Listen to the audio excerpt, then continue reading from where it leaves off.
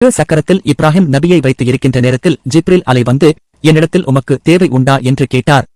உம்மிடத்திலும் எனக்கு எந்த தேவையும் இல்லை, என் ரப்பிடத்தில்தான் எனக்கு தேவை உண்டு என்றார் இப்ராஹிம் நபி.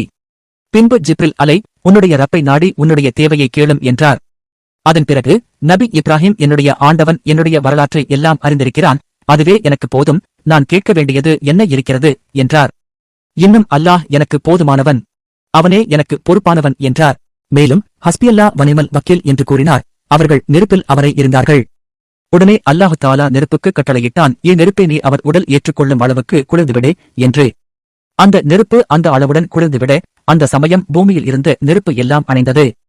நெருப்பு எந்த பொருளையும் சுடாமல் நபியின் உடலில் கட்டியிருந்த கயிற்றை மட்டும் சுட்டது. அந்த நாள் எல்லா மிருகமும் நெருப்பை அணைக்க முயற்சி செய்தது. ஆனால் பல்லி மட்டும் நெருப்பை அணைக்காமல் இருந்தது. அதற்காக வேண்டி முகமது ஸல்லல்லாஹு அலைஹி வஸல்லம் அவர்கள் பல்லியை கொல்லும்படி ஏவினார்.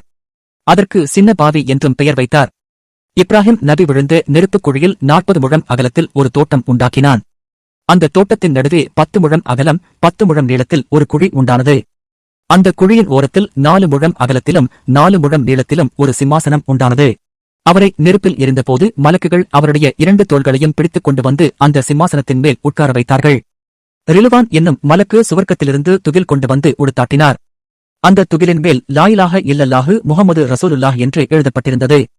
இப்ராஹிம் நபியை அந்த படை சிறப்பாக அல்லாஹ் நெருப்பில் காப்பாற்றியதை மலக்குகள் பார்த்தபோது எல்லோரும் அல்லாஹு தாலாவுக்கு சுஜூது செய்து சுப்புகோன் குத்தூசூன் என்று ஓதினார்கள். இப்ராஹிம் நபி, ஒரு நாளாயினும் என் இதயம் நிம்மதியாகவும் அமைதியாகவும் சொகுசாகவும் இருந்ததில்லை, என்னை நெருப்பில் நம்ரூத் எரிந்த இந்த நாளை தவிர என்று கூறினார்கள். 7 நாளைக்குப் பின் நம்ரூது தன்னுடைய மாளிகை மேல் ஏறி பார்த்தான். இப்ராஹிம் நபி ஒரு தோட்டத்தில் இருப்பதைக் கண்டான்.